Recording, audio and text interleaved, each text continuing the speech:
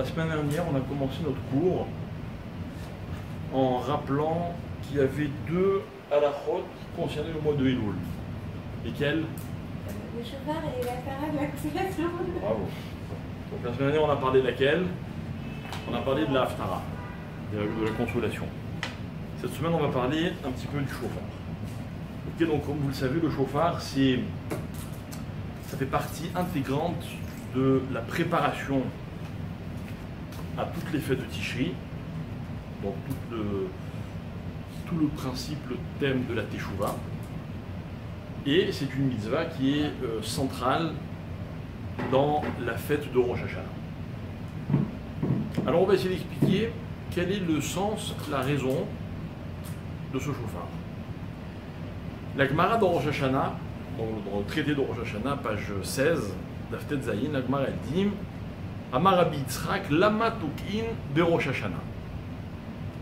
La Gemara demande pourquoi, donc Rabbi Yitzhak demande pourquoi on sonne le chauffard. Tokain, c'est on fait la tkiya, le son du chauffard. La Gemara demande lama tokin, Rachman Amar. Du coup, la Torah elle a dit. Alors la Gemara demande oui. Pas pourquoi nous on sonne. Pour quelle raison la Torah elle a dit du coup il faut sonner. Et la réponse de la Gemara c'est la suivante Kédé les arbev à Satan. Il faut que je traduise. Kédé les arbev afin de. C'est quoi l'arbev? Mélanger. Troubler. Ouais. Mais la Torah elle a choisi un mot qui veut dire quelque chose de très mélangé. Il faut mélanger le Satan. Alors, de quoi est-ce qu'on parle? Donc, les mots de la Gemara, Kédé les arbev est à Satan. Littéralement, mélanger le Satan. Alors, c'est quoi le Satan? On ne va pas épiloguer 3 heures sur le Satan, on va juste ramener les paroles de la Gemara qui dit ou à Satan, ou à Yetzerara, ou à Malach Hamavet. Satan, c'est cette force dans le monde par laquelle le mal arrive. Donc nous, on va y aller très simplement. Le Satan, pour nous, c'est deux choses au moment de Rosh Hashanah et de Kippour. D'abord, c'est celui qui est en quelque sorte responsable de nos fautes, c'est-à-dire qu'il est toujours mêlé à nos fautes. Non pas que on cherche à se déresponsabiliser en disant c'est de la faute du Satan, du Yetzerara, mais il est dans toutes les fautes qu'on commet. Et le deuxième aspect de ce personnage, même si c'est un peu imagé, c'est que le Satan, c'est l'accusateur. Ça veut dire qu'au moment du jugement de Rosh Hashanah ou de Kippour, le Satan, c'est lui qui va venir dire à Hachem attends, tu vas pardonner? Attends, tu vas leur accorder ceci ou leur octroyer cela, mais regarde ce qu'ils ont fait, regarde qui ils sont, regarde comme ils sont faibles, est-ce qu'ils t'aiment vraiment, est-ce qu'ils te sont fidèles? Donc ça va être notre accusateur. Donc nous on cherche à travers le chauffard, les arbev et à Satan. Alors toi tu as dit à juste titre, en fait tu as traduit en disant troubler. Alors la question c'est pourquoi la Gemara emploie un terme qui veut dire mélanger, quand a priori il ne semble pas du tout à propos. On ne mélange pas quelqu'un. On ne mélange pas une force, on la trouble, on la trompe, on trompe sa vigilance, tout ce que vous voulez. Donc quel est le sens de ce mot-là? Évidemment, ce n'est pas un hasard. Et nous, on va essayer d'expliquer. Ok? Alors on va voir quelle est la fonction du chauffard. Mais pas le jour de Rosh Hashanah, on va s'inspirer du chauffard que l'on connaît ailleurs pour voir quel doit être son effet sur nous. Donc, où c'est qu'il est question de chauffard dans la Torah? Facile. Facile. Qu'est-ce que tu as dit? Mais Akedat Yitzhak, c'est pas marqué dans la Torah. Il y a marqué que le bélier, il s'est pris les cornes dans le buisson, etc. On n'entend pas sonner un chauffard. Où on entend sonner le chauffard? Bravo. Au moment du don de la Torah, quand le peuple juif est au pied du mont Sinaï. Qu'est-ce qu'il est écrit là-bas? Alors, on va prendre le texte. Ok. Juste avant que la Torah ne soit donnée, il y a marqué que la montagne se met à brûler, etc. Vaï bayom ashlishi, biyot à boker, donc le troisième jour, le matin, vayehi kolot ou brakim, des tonnerres, des éclairs, ve'anan kaved alahar, une espèce de fumée, d'accord? Ve'kol shofar chazak meod, et le son d'un chauffard très fort, très puissant. Vayechirat kol ha'am asher bamachane, et tout le peuple qui était dans le camp, vayechirat, c'est-à-dire quoi vayechirat? Ils ont eu, ouais, plus que trembler, ils étaient terrifiés. Charada, c'est une très grande peur. Ok? Donc je relis le verset.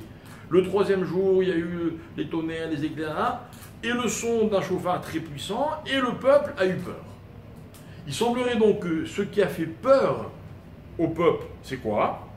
C'est le son du chauffard. Ok? Après, la Torah elle va redire que le chauffard a retenti, vaï kol hashofar oler vechazek meod, il était de plus en plus fort. La Torah va répéter, vayecherat kol ha'ar meod, même la montagne elle a eu peur. Nous, ce qu'on observe quand on lit ce passage, c'est deux choses. Premièrement, le chauffard fait partie intégrante des conditions dans lesquelles le peuple juif a reçu la Torah. Ok? C'est pas anodin. C'est pas anodin. C'est pas qu'on a cherché à faire un spectacle et qu'on s'est dit tiens on va mettre des fumigènes et des machins. Non, pas du tout. D'accord? Là c'est Akadosh Baruch Hu. On est dans le émet le plus total que les hommes peuvent connaître sur terre. D'accord? On n'est pas en train d'étudier le don de la Torah, mais juste retenez cette idée. On est dans un moment de émet. Dieu va parler lui-même. Il va parler à Hachem. On va recevoir la Torah qui va être notre identité pour l'éternité. Qu'est-ce qui fait partie de ce moment-là? Un certain nombre d'éléments, dont le chauffard. Qu'est-ce que provoque tout ça? Vayecherad kol ha'am asher bamachane. Les gens ont peur. Ok? Je vous cite un autre verset dans le prophète Amos, chapitre 3, verset 6. Le pasuk dit Imitaka shofar ba'ir ve'am lo yecheredu. Impossible que le chauffard retentisse dans la ville, littéralement, et que le peuple n'ait pas peur. Le chauffard, ça fait peur. Vous avez peur? Vous avez peur ou pas? Je sais pas. Non, ça fait quelque chose, ça inspire le respect. Le respect, mais moi je vous parle de peur, pas de respect. Ça fait penser à... On va voir. On va parler de la peur. Mais d'abord, il faut que je vous dise une chose, c'est que le but de mon cours, c'est de vous faire peur. Non, c'est vrai quoi. C'est vrai. Là, je vous sens un peu détendu, relax, la clim un peu plus fort, un peu moins fort. Allô, il faut avoir peur. J'ai l'habitude de raconter tous les ans une anecdote qui m'a marqué, profondément marqué. Quand j'étais à la yeshiva, on avait dans la yeshiva un rave qui venait tous les ans, je ne sais plus s'il venait une fois ou plusieurs fois, pendant le mois de Elul. Hein? Ah bah écoute, il venait pour nous faire des cours, nous réveiller un peu. D'accord? Et ce rave, il s'appelle le rave Dan Segal. Il est très connu à Bnei Brak, c'est un grand mashgiach. Et il fait ce qu'on appelle des sichot moussar dans toutes les yeshivot. Et ce rave, il fait toujours, je pense, hein, Ta'anit Dibour pendant tout le mois de Elul. D'accord? Bon, comme c'est déjà pas quelqu'un qui raconte beaucoup de bêtises tout au long de l'année, il a moins de mal que nous. Ok? Mais en tout cas, pendant un mois, il fait le jeûne de la parole. Tous les jours. Laisse-moi rêver. Tu m'en peux peut-être 24 heures sur 24. Écoute, un jour quelqu'un a eu la bonne idée de lui demander comment vous faites pour faire Ta'anit Dibour pendant un mois? Vous savez ce qu'il a répondu? Il a dit, mais comment vous faites-vous pour parler pendant ce mois-là? Il dit, moi c'est simple, j'ai tellement peur que j'arrive pas à parler. Si des gens m'écoutent et qu'il leur est déjà arrivé de passer en procès, mais un vrai procès, hein, pas genre on t'enlève le permis, on te met une amende de 500 shekels, un vrai procès. Il sait ce que c'est la peur. Alors lui il disait, mais quoi, moi je passe en jugement, j'ai pas peur. C'est ma vie qui est en jeu là. Donc il disait, j'arrive pas à parler. D'accord? Et moi je l'ai vu de mes yeux, il parlait pas. Il parlait pas, et dans son discours, vous sentiez la peur. C'est pas qu'il venait pour nous faire peur, il avait peur, il a peur. D'accord? Ah, moi je vais essayer d'expliquer que la peur dans la vie, elle a une fonction extraordinaire. Elle a aussi des côtés négatifs. Hein. Un jour, on a fait un cours dans lequel on a expliqué que... alors, j'ai un ami que vous connaissez peut-être, il s'appelle David Lefrançois, il est notamment psychologue, et un jour, il m'a expliqué qu'en psychologie, savez-vous quel est le sentiment qui est l'opposé de l'amour? La haine. Eh ben non. Parce que la haine et l'amour sont deux sentiments qui sont les mêmes, ils sont similaires. Ils expriment deux choses différentes, mais c'est le même sentiment. Hein, pourquoi? Parce que les deux sont des sentiments de proximité. D'accord? C'est-à-dire que j'aime ou je déteste, mais c'est-à-dire que je suis concerné par la personne en question, je ressens quelque chose pour elle. C'est une proximité. Je ne déteste pas les gens avec qui j'ai rien à voir. N'est-ce pas? Le sentiment contraire de l'amour, c'est la peur. Et moi, j'ai rajouté ce que les Chachamim disent. Ils disent en fait, l'amour provoque une extension de la personne. Quand j'aime, je vais vers l'autre. Quand j'aime, je sors de mon territoire, de mon égocentrisme pour aller vers autrui. À l'inverse, la peur, elle provoque un repli sur soi. La peur paralyse. La Guémara dit qu'on n'a pas le droit, c'est assourd, de faire peur à un enfant. Ça nous est arrivé à tous un jour, de jouer à faire peur à un enfant. La Guémara dit c'est assourd. Pourquoi? Parce que ça laisse des séquelles. Alors la Guémara a un terme incroyable, elle dit parce que la peur rend l'âme impure. Explication, l'impureté, c'est ce qui entraîne la séparation. On ne va pas, encore une fois, trop développer, ce n'est pas notre thème. Okay. Mais ce qui est certain, c'est que ce qu'on retient de tout cela, c'est que la peur provoque le repli de la personne. Quand elle a peur, elle se recroqueville sur elle-même. D'accord? Donc, elle a des côtés négatifs, la peur, indéniablement. Mais elle a des côtés très positifs. Et c'est ça que je voudrais qu'on étudie et on analyse ensemble en quelques instants. Ok? Donc, lorsque les Juifs reçoivent la Torah me dit, les Juifs ont eu peur. C'était important. Ils ont d'ailleurs tellement eu peur qu'ils en sont morts. Rappelez-vous, Hachem va parler, et on va lui dire arrête de parler. Parce que la parole d'Hachem fait peur. C'est-à-dire que Dieu a voulu que, au moment où on reçoit la Torah, il y ait cette peur qui fasse partie de cette expérience. Ok? C'est très important. Donc on va expliquer quel rapport il y a entre... Enfin, quelle est la fonction de la peur. Alors on voit donc que le chauffard, il est censé faire peur. Ok? Il est censé faire peur. Donc on le voit à travers les versets que j'ai cités, il y en a d'autres, mais on va aller directement à notre sujet. Alors c'est quoi la peur?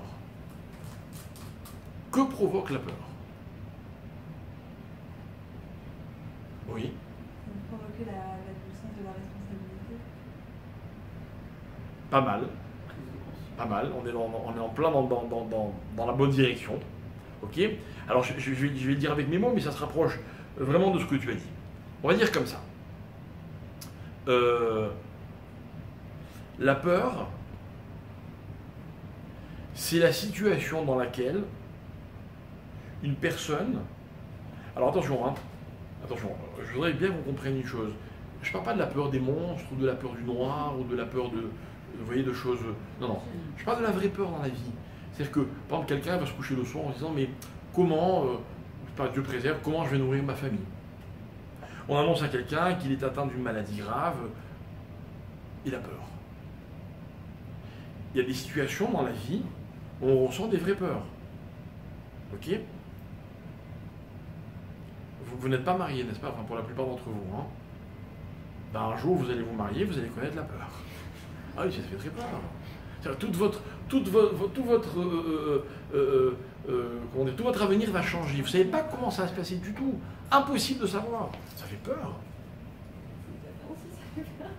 Comment? L'inverse aussi, ça fait peur.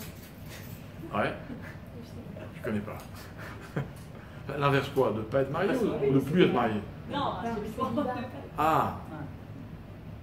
Oui, mais à la limite, celui qui n'est pas marié, il maîtrise sa vie. Il maîtrise sa vie. Et quelque part, il va organiser sa vie en fonction de ce qu'il sait de lui-même. D'accord? Par exemple, dans la vie, on est tous capables de prendre des engagements, de dire « je ferai jamais ceci, je dirai jamais... » Faux ou vrai, peu importe. Mais là, vous allez vous marier avec une personne que vous allez découvrir, en fait. Et vous allez vous découvrir marié. Vous savez de quoi vous êtes capable? D'ailleurs, moi, je dis toujours, hein, moi, je dis toujours que les gens... Vous savez pourquoi les gens ne se marient pas? Pourquoi ils traînent à se marier? Franchement. Non, c'est beaucoup plus grave que ça. Eh oui. C'est-à-dire que, franchement, il y a des jeunes filles pas mariées ici. C'est pas les jeunes hommes qui manquent. Il y a plein de super gars, franchement. Ah si, j'en connais plein, moi. T'as rencontré des bons, que je te dise. Non, mais je te dis, c'est pas ça le problème.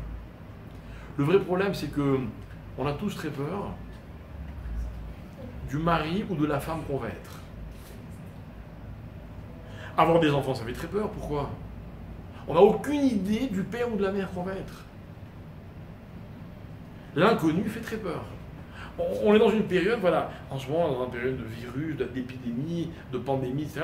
Ok, on en reparlera un petit peu à la fin du cours, Blinéder. Ça fait très peur. Pourquoi? Parce qu'on ne sait pas, on ne sait rien. Alors, comment ça va se passer Rosh Hashanah, Kippour, on ne sait pas. Alors, quand ça va reprendre, on ne sait pas. Qui va être malade? Qui va guérir? On ne sait pas. Et la Emouna, elle existe certes, mais elle a d'autant plus de valeur qu'on a peur. Mais la peur de l'inconnu, c'est un peu la Emouna aussi. Mais encore une fois, si tu n'as peur de rien, et que tu as de la Emouna, c'est bien. D'accord? Ça n'a rien d'héroïque. Mais quelqu'un qui a peur et qui a la Emouna, lui, c'est un héros. Ça, c'est de la Emouna. Comment vous expliquez les deux en même temps? Si vous avez peur, ça veut dire que vous êtes en confiance en la chaîne, ça veut dire que vous manquez de... Dites-vous un miracle. Mais par définition, c'est quoi la confiance? C'est quoi la Savoir que confiance? tout va bien se passer. Si je sais que tout va bien se passer. Ah, mais si tu sais que ça va bien se passer, donc tu n'as pas confiance. Voilà, Regardez, rappelez-vous l'exemple que je vous donne toujours. Rappelez-vous l'exemple que je vous donne toujours. Je vous demande de me prêter 1000 shekels. D'accord? Et vous me dites, vous vous demandez est-ce que je lui prête, est-ce que je lui prête pas? Et vous me dites, voilà, tu sais quoi, je vais te les prêter. Mais, je veux un chèque de caution, 2 garants, un gage, je me donne les clés de ta voiture. Ben, vous vous couvrez à mort, quoi. Vous me faites confiance? Ah ben non. Parce que vous savez que je vais être obligé de vous les rendre. Mais si on me dit, tu sais quoi, ok, prends-les, je te fais confiance. Vous ne savez pas du tout si je vais vous les rendre. Vous n'avez aucune garantie. Ben avec Hachem, c'est pareil. Celui qui croit qu'il sait et donc qu'il a confiance, je suis désolé de lui dire qu'il n'a pas confiance. Il sait. Dans la vie, c'est où on sait, où on a confiance. C'est pas possible d'avoir les deux à la fois. Rappelez-vous, le matin, après le schéma, on dit émet, Veyativ, Venachon, Vekayam sont des certitudes. Yativ, c'est quelque chose de solide. Nachon, avéré. Kayam, réel. Ah, d'accord? Le soir, qu'est-ce qu'on dit? Emet, Ve'emuna. Très simple, hein? Le matin, il fait jour. Dans la vie, quand il fait jour, on voit, on a de la perspective. On sait. Par contre, le soir, il fait nuit, on ne sait pas. Donc, on a confiance. Emouna. Donc, c'est ou l'un ou On va l'autre. voir que le bien, mais on sait que qu'il arrive ce qui Non, mais ça, c'est autre chose. Ça, là, vous me parlez d'une espèce de Emouna dans laquelle je me repose sur Hachem. Non, parce qu'elle dit, je sais que ça va bien se passer. C'est pour ça que je reprends. Attention, je suis très exigeant en Emouna. Très C'est pour ça que exigeant. je reprends sa phrase. C'est pas dire je sais que ça va bien se passer. C'est que de toute façon, ce qui arrivera, c'est ce qu'il faut qu'il arrive. D'accord, mais alors, va dire ça à Mais on quelqu'un, n'a pas d'avantage, va dire là. ça à quelqu'un à qui on vient d'annoncer qu'il est atteint d'une maladie incurable. Non, mais je suis Ne d'accord, t'inquiète mais pas, c'est toi, le ce que fait Hachem, c'est pour le bien. Non, mais c'est le but. Ah, mais les gens- Le but, c'est d'arriver à ça. Mais c'est parce qu'on ne sait pas que ça devient un but. Ok, on a dit ce qu'on avait à dire sur la question. Ok? Donc moi maintenant je parle de la peur. La peur, c'est cet ennemi de l'aïmouna. C'est l'ennemi de l'aïmouna. Mais je ne voulais pas vous parler d'Emouna. Hein.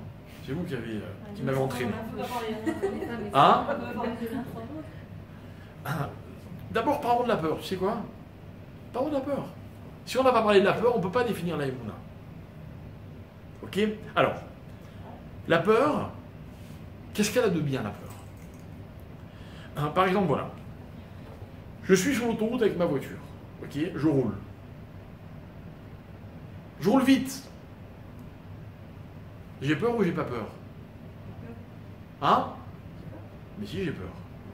J'ai très peur parce que je sais qu'à 100 à l'heure, 2 secondes d'inattention peuvent être fatales. Mais on choisit la Attendez, une seconde. D'accord? Écoutez bien. Je suis dans une situation de ce qu'on appelle harada.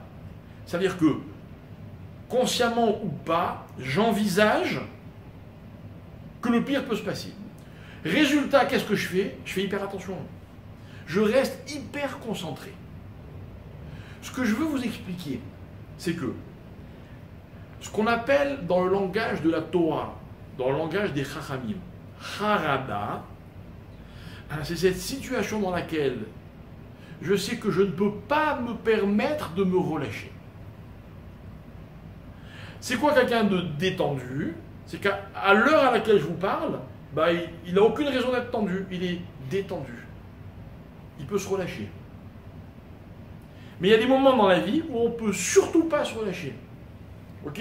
Maintenant, je conduis, je ne suis pas en train de trembler. Je peux écouter de la musique ou un chiot. Je peux discuter avec la personne qui est à côté de moi. Mais je sais aussi que si je me relâche, l'inattention peut être fatale. Harada. D'accord? Ça veut dire que, vous savez, en hébreu, il y a un très beau mot. Comment on dit une arme chargée en hébreu? Un échec, Quoi? une arme chargée. Il y a 2 mots. Non, une arme. Un échec, on dit un échec d'arour. D'arour, ça est chargé, j'ai plus qu'à tirer. Ok? Quelqu'un qui est dans la harada, il est d'arour. C'est-à-dire qu'il est prêt aux pires situations qu'il peut envisager. Je conduis, je suis concentré, il y a une voiture devant moi, mon pied est sur l'accélérateur, mais en une fraction de seconde, il peut passer sur le frein, parce que je surveille ce qui se passe devant moi. Je ne lâche pas mon volant. Comme ça, j'essaie de garder la maîtrise de ma voiture. Ok? Darour. Alors, nous, ce qu'on veut essayer d'expliquer, c'est que le chauffard va nous aider, voilà quelle est sa fonction, à atteindre cet état d'esprit. État d'esprit de harada. Regardez, je vais vous donner un exemple. C'est une image, mais comprenez le parallèle. Quelqu'un qui est dans une situation de harada, donc cette angoisse, ok, il est éveillé, puisque tous ses sens sont en alerte, n'est-ce pas? Comment on dit éveillé en hébreu? Voilà, R, c'est l'adjectif, il est réveillé. Ok. R, ça vient du mot les horaires, les horaires, c'est se réveiller. Et vous connaissez le mot les horaires? Non? Hein? Les horaires. En? Non. Par exemple, voilà, quelqu'un est passé en jugement, le verdict ne lui convient pas, qu'est-ce qu'il fait? Il est... Hein? Il est mis à R, il fait appel. C'est-à-dire qu'il remet en question le jugement qui a été prononcé. Les R, c'est remettre en question. Alors regardez, c'est très intéressant. Le même mot qui nous dit éveiller, et il nous dit également remettre en question. Ok?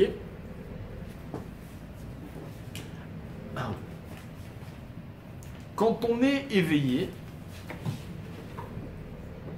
on est prêt à toutes les éventualités. N'est-ce pas? Quand on a peur, est-ce qu'on peut dormir? Quand un rêve fait peur, qu'est-ce qu'il provoque? Il nous réveille. Ça veut dire que ce que je veux expliquer moi, c'est que la harada, c'est-à-dire cette situation d'angoisse ou de... Encore une, il sera parfait. Magnifique. C'est-à-dire que cette situation de harada, en fait, elle m'empêche de dormir. Elle m'empêche de me relâcher. Les RR, c'est quand je n'accepte pas une situation telle qu'elle est, je la remets en question. C'est-à-dire que j'éveille mes sens. Attends, une seconde là. Qu'est-ce que tu as dit? Pas possible. On va revoir ce que tu as dit. On va revoir ce qui a été décidé. Vous voyez, l'un entraîne l'autre. L'angoisse me réveille, même dans le sens propre du terme, et donc elle me permet de veiller à ce que je puisse contrôler la situation. Ok? Et moi, ce que je veux vous expliquer, c'est que, en fait, le côté positif de la peur, c'est bien, c'est que la peur rend attentif. Voilà. Quand on a peur, on est attentif. Vous n'avez jamais aussi bien travaillé que la veille d'un examen, n'est-ce pas? Ouais. Vous n'avez jamais autant fait teshuva que dans une période d'angoisse. Si ça vous est arrivé, hein. Ce que je ne vous souhaite pas dans l'absolu, mais le résultat, il peut être magique. Eh oui, j'ai une angoisse, j'ai peur. Je ne sais pas ce qui va se passer. Je ne sais pas ce qui va se passer. Et attention, hein, parce que ce qui va se passer va avoir des conséquences vraiment importantes, déterminantes. Donc j'ai peur, donc forcément je suis attentif, je suis concentré, je suis déterminé. Et ben, ça me donne le plus de chances possible d'y arriver. Voilà, ben, je vais vous faire un aveu, d'ailleurs c'est le cas, ça a été le cas aujourd'hui. Quand j'ai un cours à donner, souvent je commence à préparer bien en avance. J'ai commencé à préparer mon cours ce matin, en début de matinée. Ok? Ben, j'ai eu beau étudier, potasser, revoir, approfondir. C'est toujours la dernière demi-heure que tout d'un coup les choses, elles... Et j'avoue que c'est là où on a le plus de concentration. On n'a plus le temps, là ça commence. Je vais arriver devant eux, je ne peux pas passer pour un nul. Ça dépend des gens. Non, vous, je parle de vous. Hein. Vous m'impressionnez beaucoup. Ah d'accord. Non, ça dépend. Comme vous avez dit au début aussi, ça tétanise. Ouais. Alors qu'est-ce qu'on fait dans ce cas-là? Ça dépend, c'est des personnes. Ça tétanise quand tu n'as rien à faire. Mais quand tu peux réagir, ça te donne une énergie que tu n'as pas dans d'autres situations. C'est vrai qu'il y a des gens, par exemple, il y a des gens en situation d'examen. Non, il n'y a pas que des gens, il y a des situations. Mais encore une fois, je répète, quand je peux rien faire, alors la peur me paralyse, elle me tétanise. Vous faites peur à un enfant? L'enfant, c'est le symbole de la dépendance. L'enfant, il est sécurisé par son environnement, par ses parents, d'accord? Par tout ce qui le rassure. Quand vous lui faites peur, le malheureux, il n'a aucun moyen de réagir. Il a peur. Comme vous dites, il est tétanisé. Mais quand ce sont des situations dans lesquelles on peut faire quelque chose, Alors on se découvre des énergies incroyables. Incroyables. Les gens, pour reprendre mon exemple, que Dieu nous en préserve, les gens malades nous donnent souvent des leçons extraordinaires. Ça ne veut pas dire qu'ils ne passent pas par des phases où d'abord ils sont tétanisés, parce qu'ils ont l'impression que tout s'écroule et qu'ils ne peuvent rien faire. Et puis à un moment ils se ressaisissent. Ils ont moins peur, mais au contraire, ils ont encore plus peur. Ils réalisent. Mais quand ils réalisent aussi de ce dont ils sont capables. Ok? Je continue mon idée. Parce que elle mérite d'être approfondie. Ok?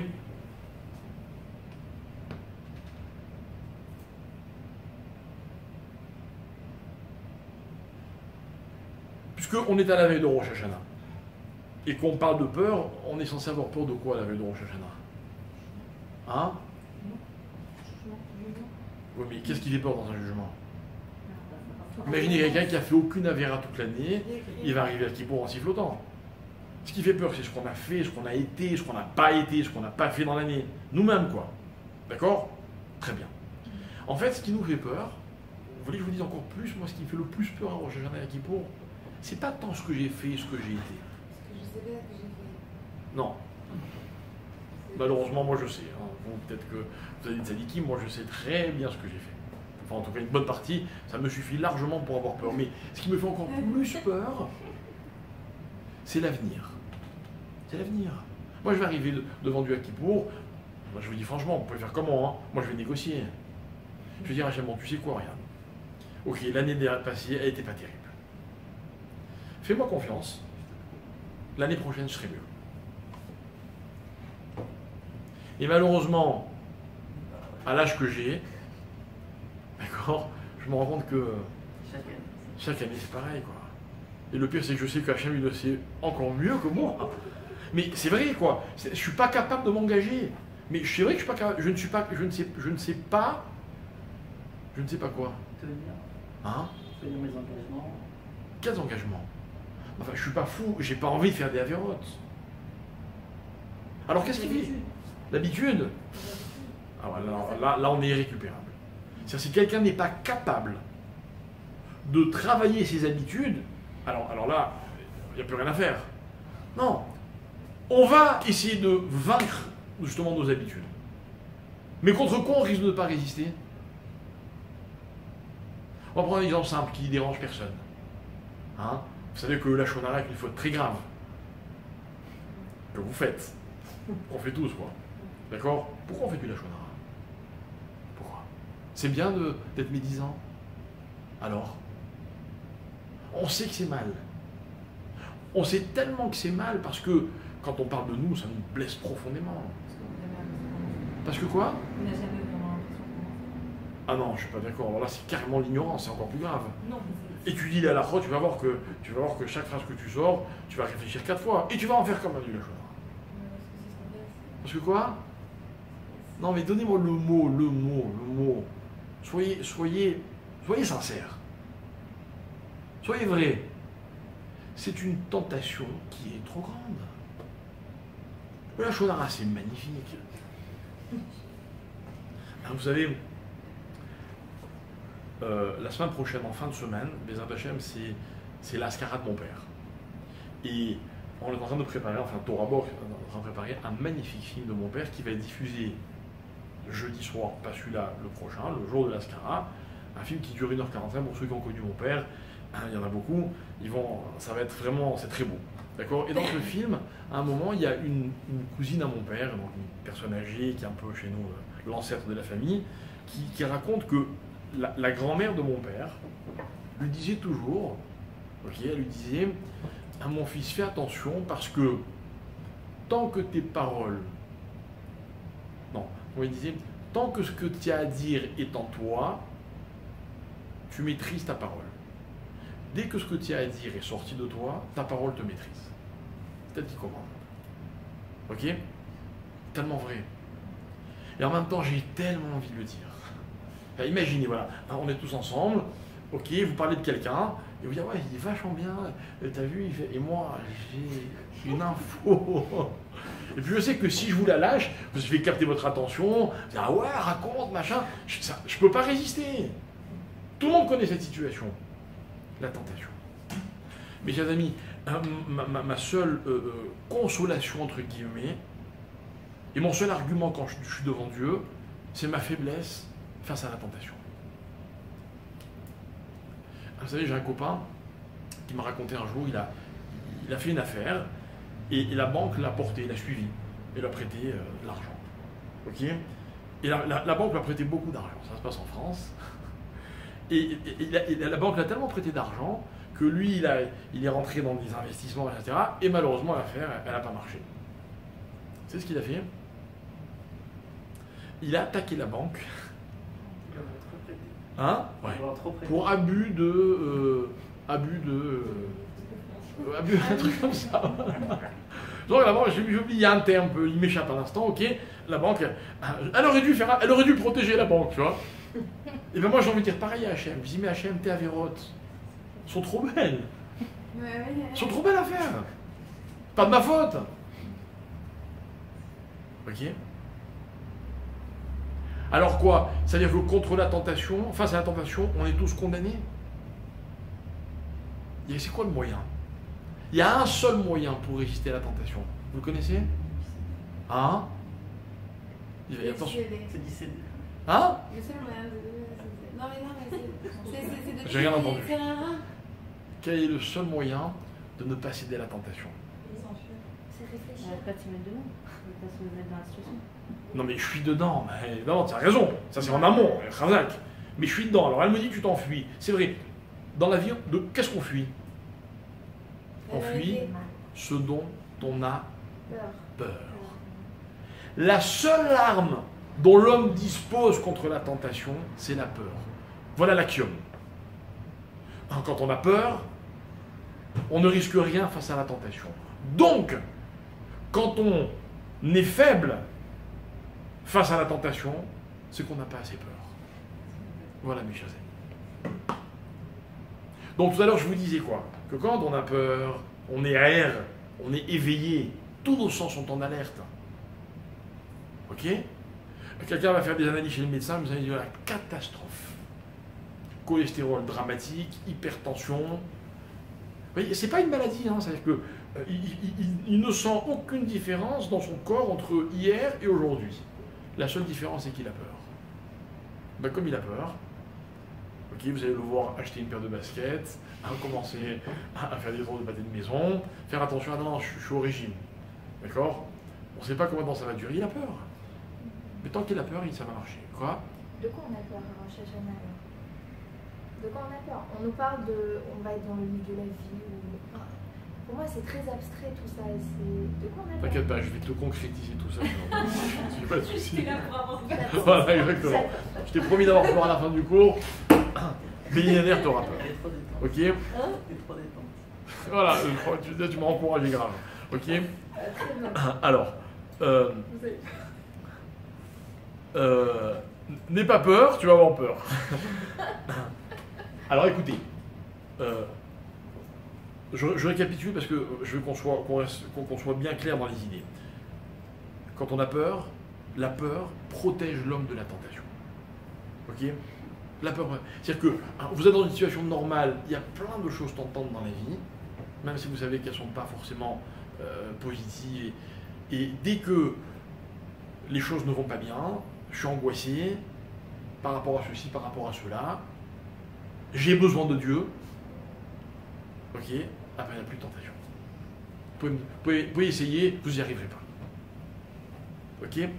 Voilà la fonction positive de la peur. Elle me permet de garder le contrôle de moi-même. Ok? Bien.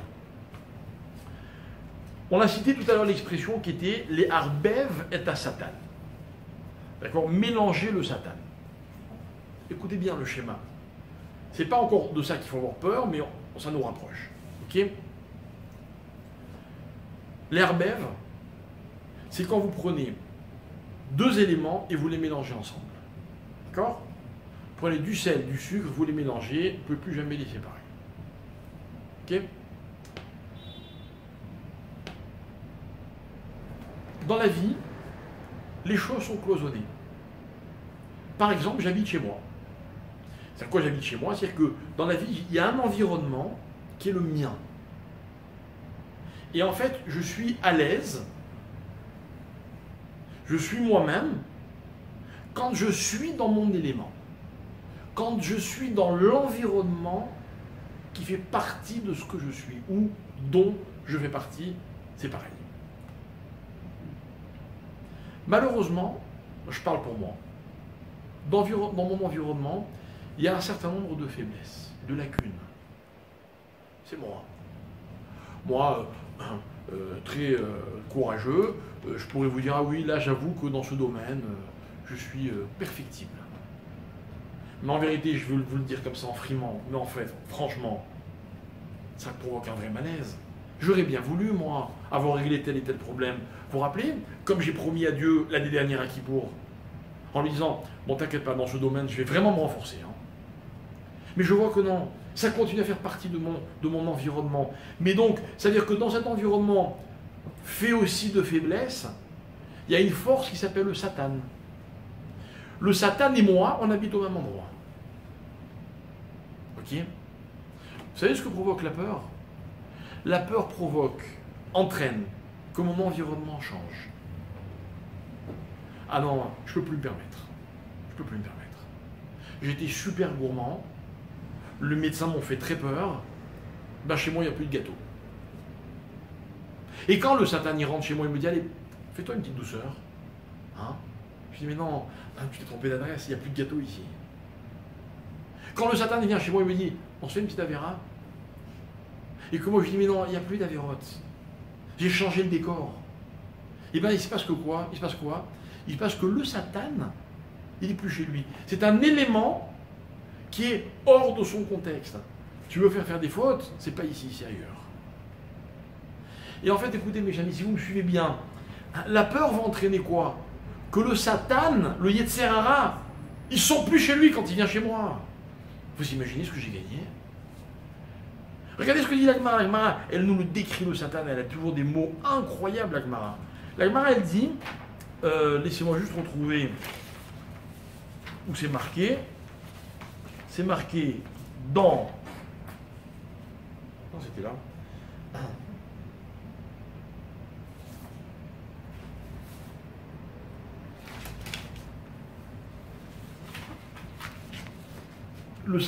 La Gemara nous raconte comment le Satan il s'insinue chez la personne.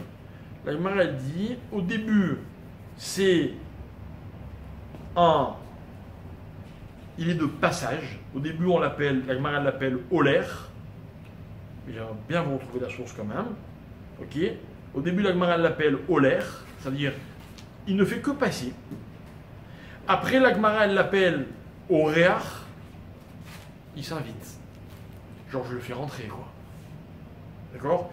Et à la fin, la Gemara, elle l'appelle Ish. Ish, c'est-à-dire, genre, il est chez lui, quoi. Gemara de Souka, page 52. Voilà comment fonctionne le Yetzer Hara. Mais mélanger les Arbev et à Satan. C'est que le Satan, il arrive chez lui, il dit là, mais j'ai rien à voir avec ça, moi. Je suis mélangé, quoi. Je suis pas en contact, en osmose, avec le contexte dans lequel je me suis retrouvé. Je me retrouve à l'instant. D'accord ? Bien.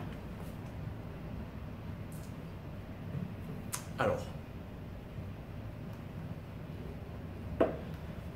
Il y a aussi une autre circonstance dans laquelle on sonne le chauffard. Donc, le don de la Torah, Rosh Hashanah, Elul. Il y a un autre moment où on sonne du chauffard. De nos jours, c'est plus trop d'actualité. Ok ? C'est la période, c'est l'année qu'on appelle l'année du Yovel.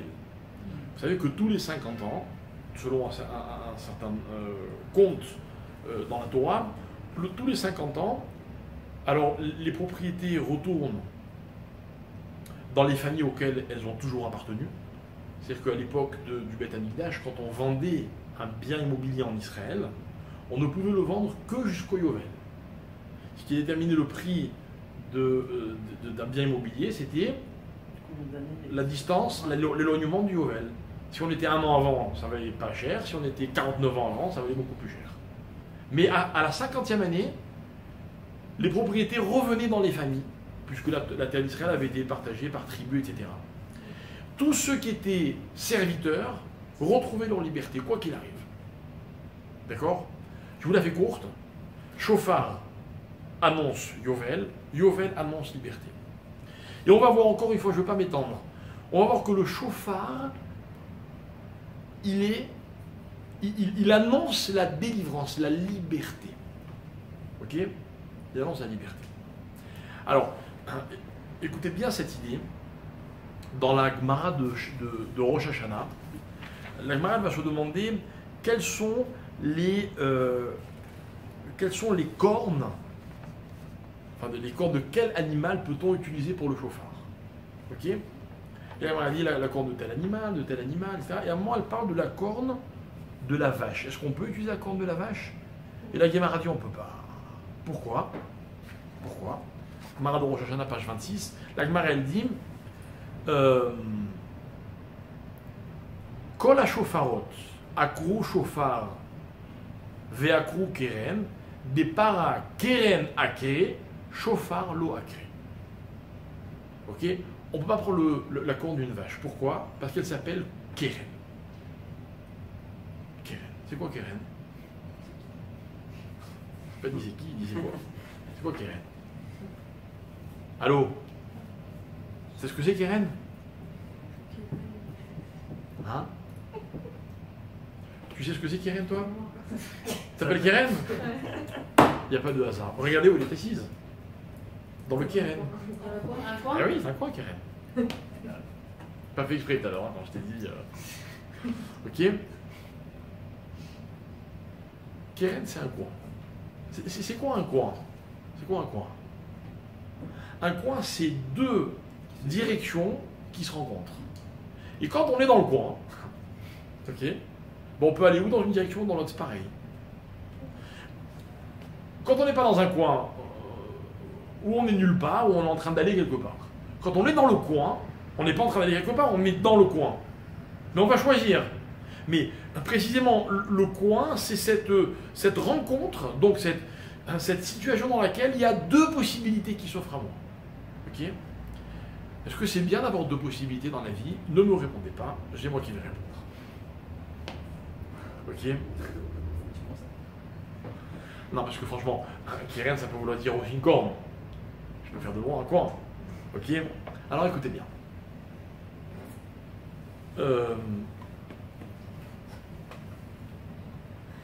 Il y a un thème qu'on a étudié très souvent dans nos cours, qu'on va reprendre très très brièvement et très superficiellement.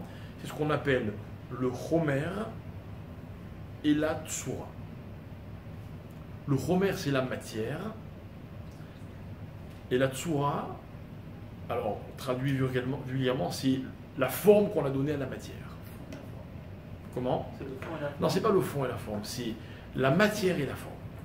Ok, j'explique. J'ai un morceau de bois. C'est un morceau de bois, c'est de la matière. Je le façonne, j'en fais une chaise.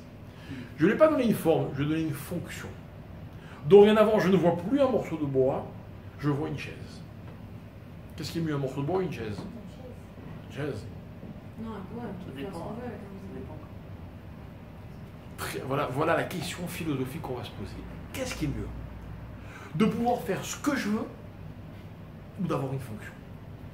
Voilà la question. Magnifique, vraiment, vous m'avez idée grave. D'un côté, la matière, je peux lui donner la forme que je veux. Les possibilités sont multiples, infinies. Avec un morceau de bois, je peux faire une table, une chaise, un tabouret, un banc, un lit, ce que vous voulez. Mais j'ai fait une chaise. Ou est-ce que ce qui est mieux, c'est d'avoir une fonction?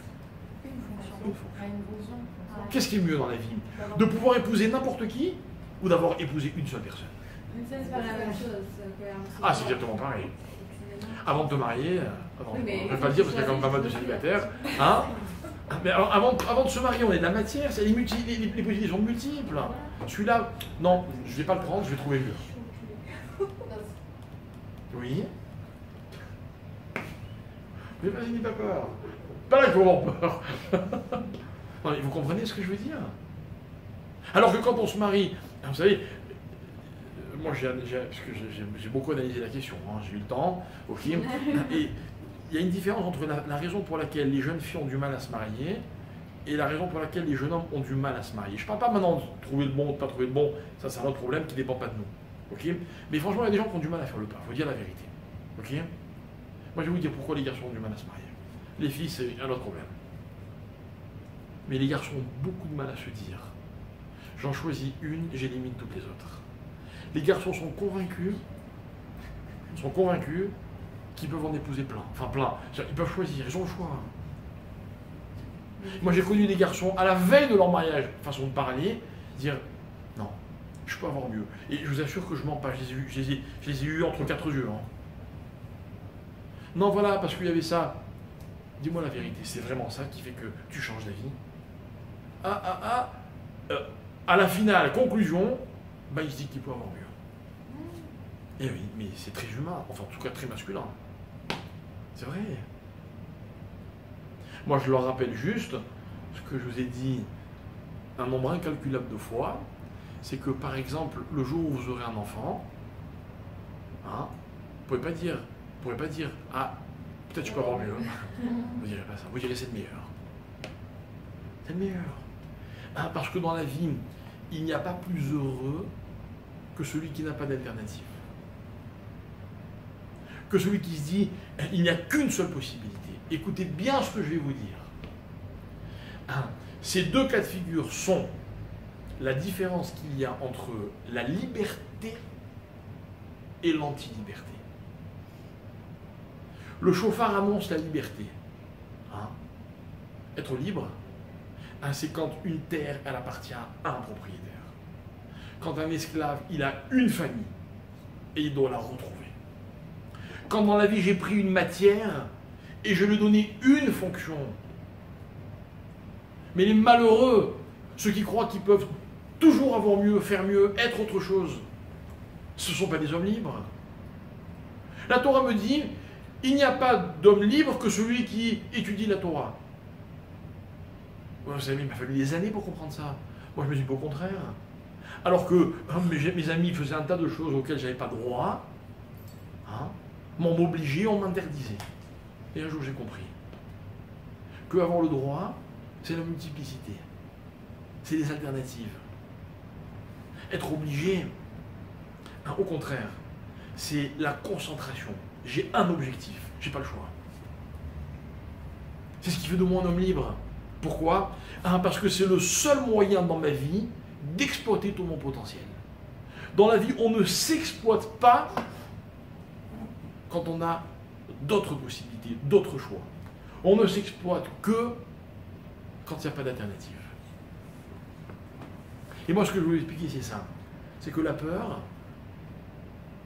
elle oblige l'homme à se concentrer. Elle le prive de toute autre possibilité. Je ne peux pas faire autrement. Comment ? Elle le ramène à sa fonction. Je suis en train de conduire une voiture, je ne peux pas faire autre chose que conduire la voiture, parce que je veux y arriver. Ouais. Je suis complètement d'accord avec vous. Merci. Mais... Ça fait vraiment. Non, c'est vrai. Non, juste, où est la place du rêve dans tout ça ? Parce que, ok, je me concentre sur un objectif. Mais imaginons, je rêve de plein de choses.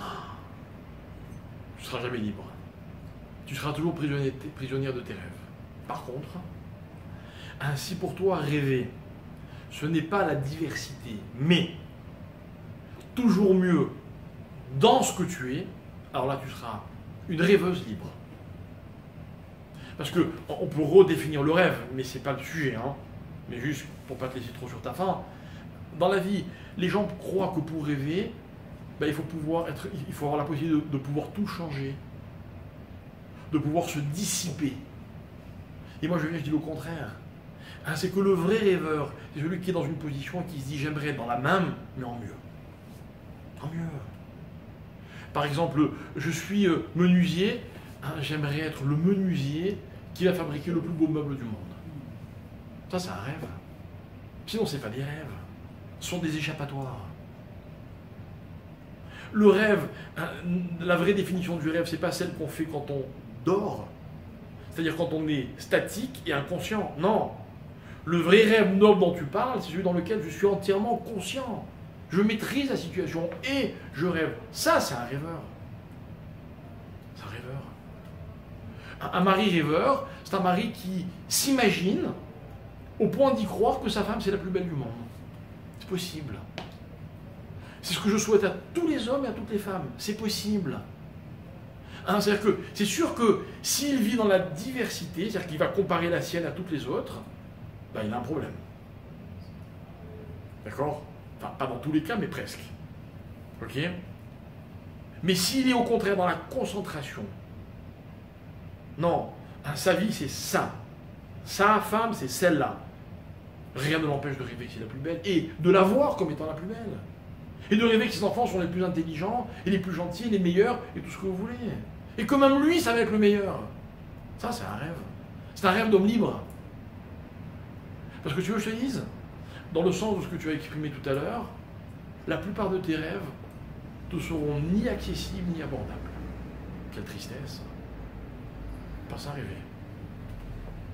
D'accord? Donc au contraire, on rêve hein, quand on est une entité qui converge vers un point précis. Et non pas quand on est une entité qui ne cherche qu'à se dissiper. Et ça, c'est la définition de Harada. Harada, c'est quand je sais que dans telle situation, je ne peux pas me préoccuper d'autre chose. Impossible. Voilà ce que c'est Harada. Et on sait tous ce que c'est Harada. Tous. Je cours parce que je veux attraper quelque chose ou quelqu'un. Et puis au moment où je cours, je traverse la chaussée sans faire exprès, et d'un coup je vois un énorme camion qui arrive à toute allure. J'oublie mes objectifs. Je ne peux que me concentrer sur ce qui se passe là, maintenant. J'ai peur. J'ai peur. Je suis père de famille, je veux nourrir ma famille, les conditions sont difficiles, j'ai peur. Je ne peux pas me permettre d'être autre chose. On va me dire, tiens, tu viens avec nous, on va se balader. Non, je dois travailler, il faut que je nourrisse ma famille. J'ai peur. Hein, j'aime une personne, j'ai peur de la perdre. Je ne peux pas me permettre de me dissiper. Je dois tout faire pour que ça continue. On m'annonce telle ou telle épreuve, allez, il faut que tu te battes pour t'en sortir. J'ai pas le choix. Je n'ai pas d'alternative. Ne proposez pas autre chose, je ne suis pas preneur. Le médecin va venir me voir et dit, tiens, j'ai une belle avérin, je suis désolé. Je peux pas me permettre d'être tenté. Je peux donc lutter contre la tentation. Mais la peur, elle prend tout son sens. Alors voilà, mes chers amis, ce que c'est que le chauffard. Le chauffard, ça ne peut pas être la corne qu'on appelle keren. Le chauffard, ça ne peut pas être un son duquel j'entends que tout est possible. En tout cas, qu'il y a au moins une alternative, deux possibilités. Non. Le chauffard est un son qui doit m'aider à me recentrer et à me concentrer sur moi-même. Hein, parce que voilà ce qui fait peur dans la vie. Ou plutôt voilà ce qui est censé nous faire peur. Ce qui est censé nous faire peur, hein, c'est d'être déconcentré. Ce qu'on appelle en hébreu Messiardat. C'est ce que c'est Messiardat? Messiardat, c'est que quand je fais ma prière, ok, la prière est un challenge. Je ne sais pas si vous la vivez comme ça. Et moi j'adore prier. Et l'une des raisons pour lesquelles j'aime prier, c'est parce que chaque prière est une aventure. Avant chaque prière, si je prends le temps d'y réfléchir, je vais me demander jusqu'où je vais arriver à me concentrer. Et il y a des prières qui sont des échecs. Il y a des prières qui sont des succès, voire même des demi-succès. Et je suis content. Je dis ouais, j'ai réussi. Quand j'ai dit ça, j'étais concentré. Et le contraire d'être concentré, c'est messiardat. Je suis éparpillé. Mon esprit vagabonde dans tous les sens. Et j'oublie de me recentrer sur ce que je fais, ce que je dis, ce que je suis. Mais c'est ça qui fait peur dans la vie, mes chers amis. Vous savez, moi j'adore Kippour. Je ne sais pas si vous aimez Kippour. J'adore Kippour. Tous les ans, il y a un moment dans Kippour où je me dis quoi déjà, ça se termine. En général, c'est 5 minutes avant la fin, je plaisante. Mais c'est vrai que ça va très vite Kippour. Ça va très vite. C'est très beau d'ailleurs, parce que vous avez Rosh Hashanah et Kippour. Rosh Hashanah, c'est 2 jours. Pour les hommes, c'est des enfants, ça va pas vite. Non, mais dans la vie, il y a des phases. Dans la vie, il y a des phases. Alors que toutes les jeunes mamans restent courageuses, vous avez encore de longues années de belles prières devant vous, mais pas maintenant. Maintenant, vous avez plus important à faire. Eh oui. Eh oui. Ce Shabbat, je marchais dans la rue et j'ai vu croiser une voiture de police. Et j'étais avec mon fils. Et on a constaté tous les deux ensemble que le chauffeur, le policier, il avait une kippa sur la tête. Et à un moment, j'ai eu de la peine pour lui. Je me suis dit, le pauvre, il est religieux et obligé. Et après, je me suis dit, non. Apparemment, ce qu'il fait, c'est plus important. Là, maintenant, c'est ce qu'il doit faire. Un ambulancier, pendant Kippour, pendant la prière, pendant Shabbat, pendant tout ce que vous voulez, il doit aller sauver des vies. Ben, c'est pareil. Mais bon, refermons notre parenthèse. Pourquoi cette journée de Kippour, elle est magnifique? À Rosh Hashanah, il y a 2 jours. Quand vous faites Shacharit le premier jour, vous vous dites, bon, gardons des forces, j'en ai un autre demain. Quand vous arrivez au 2e jour, vous vous dites, ouf, c'est le dernier. Fatigant, très fatigant. Mais à Kippour, il y a un caractère d'urgence. Ça va très très vite. Chaque phrase qu'on dit, c'est la dernière. Même si on les répète des fois, les mêmes phrases à Shacharit, à Mincha, mais c'est la dernière de Shacharit, on ne va plus la dire, c'est fini. C'est fini. Je ne peux pas me permettre de me déconcentrer. Et en fait, écoutez bien, pourquoi j'adore Kippour? Parce qu'on se sent très fort à Kippour. À Kippour, on a la conviction que Dieu nous pardonne, et on s'est rendu compte qu'on a été capable de prendre des résolutions. C'est magnifique. Il n'y a rien qui donne plus de force dans la vie qu'être capable de s'engager. Vous savez ce qu'on dit? On dit que le khatan et la kala, quand ils sortent de la roupa, on parle d'une puissance que l'on compare à la puissance du soleil quand il se lève le matin. D'accord? C'est-à-dire que quand ils sortent de la roupa, ils sortent avec une puissance indescriptible. Ok? Alors, le texte il dit la Shemesh Sam Ohel Baem, donc le passage qui part dans le psaume 30, excusez-moi, dans le psaume 19, excusez-moi, ok, le soleil, on parle du soleil, et juste après on dit Veu Kechatan Yotse Mechupato. Quel rapport? Parce que le soleil il est très puissant quand il se lève. Et le Khatan et la Kala, ils sont forcément puissants? Bon, ils sont amoureux, c'est vrai, sur un nuage. C'est ça la puissance. Vous savez quoi? Ils viennent de s'engager. Ils viennent de décider qu'ils seront capables de... Après, chacun, il s'engage dans ce qu'il veut. C'est magnifique. Il y a peu de choses me donnent autant de puissance. Bézard Hachem, vous verrez, quand vous tiendrez votre premier enfant dans les bras juste au moment de sa naissance, vous vous sentirez à la fois tout petit, très angoissé, et en même temps tellement fort. Je vais l'élever. Lui et moi, on va changer le monde. Je vais en faire le meilleur des meilleurs. Je m'engage. Je m'engage. Vous voyez pour la première fois de votre vie une petite créature qui ne dépend que de vous. Vous vous rendez compte un peu? Ça, c'est Kippour. Je me suis engagé, j'ai promis à Dieu. Et alors, qu'est-ce qui fait peur dans la vie? Ce qui fait peur, c'est est-ce qu'on est capable de tenir nos engagements. Ça fait très peur. Et en fait, ce que je voudrais, moi, c'est expliquer que, finalement, la faute, c'est ça. Qu'est-ce qu'elle a de tellement dérangeant, la faute? À part que la faute, elle a des implications, c'est pas notre sujet, mais on pourrait parler des heures et des heures, évidemment. Mais j'aime faire peur, mais pas n'importe comment. Je pourrais faire peur en disant la gravité de telle avéra, et celle-ci, elle entraîne cela, et machin. Non, mais ça, c'est réservé aux initiés. Bon, ça rend pas n'importe comment. Par contre, ce que je peux dire à tous ceux qui m'écoutent, sans aucune distinction, c'est que la peur, la faute, l'erreur, elle a quelque chose de traumatisant, parce qu'elle me renvoie à un engagement exprimé ou tacite que je n'ai pas réussi à tenir. Ouais. Je ne voulais pas le faire. D'ailleurs, vous remarquerez que la première fois, une faute, elle ne traumatise pas. Elle crée un malaise, mais on s'en remet très vite. Pas moi qui vous le dis, c'est la Mishnah. Mais la deuxième, elle est terrible. Parce qu'après la première, on s'était dit, je ne recommencerai plus.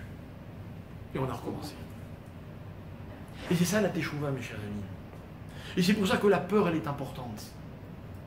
Parce que la fonction, le côté positif de la peur, j'ai envie de dire la noblesse de la peur, c'est qu'elle m'oblige à me concentrer et donc à évacuer, à refuser tout ce qui peut me dissiper, tout ce qui peut me faire dévier de ma trajectoire, m'empêcher d'être moi-même. Alors cette peur-là, provoquée par le son du chauffard, ok, provoquée par le son du chauffard, eh bien, va entraîner que le Satan, qui est mon associé dans toutes mes fautes, quand il va entendre ce chauffard et qu'il va voir ce que ce chauffard évoque en moi, il va dire, oh là là, mais je suis plus chez moi là. Je suis mélangé. Je suis mélangé à un élément, c'est-à-dire à l'environnement de cette personne qui ne me correspond pas du tout. Mais Arbev est à Satan. Vous voyez? Et tout ça, c'est grâce à la peur. Et je vais vous dire quelque chose, mes chers amis. Moi, j'aime pas la peur. Franchement. Je vais vous dire, dans tout le mal que je peux faire aux autres, malheureusement, on fait du mal autour de nous sans se rendre compte, des fois, même si on n'est pas méchant.